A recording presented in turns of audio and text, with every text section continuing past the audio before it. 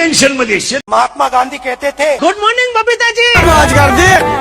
तर जय महाराष्ट्र मंडळी, स्वागत आहे तुमचं आपल्या एका नवीन व्हिडिओमध्ये.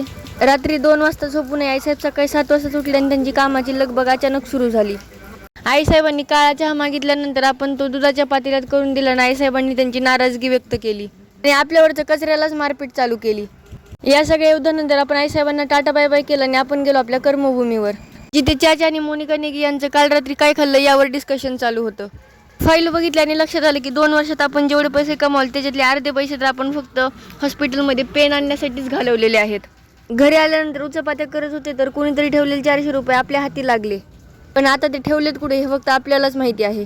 आईसाहेबांनी सांगितलं कुठेही असलं तरी खाण्याची लाज बाळगायची नाही म्हणून आपण त्यांच्यासाठी ठेवलेली लस्सी स्वतः हडपून टाकली. घरातले सर्व काही कामे आवरून झाल्यानंतर आपण थोडं कमीच झोपलो असं आपल्याला वाटलं म्हणून आपण विचार करत बसलो.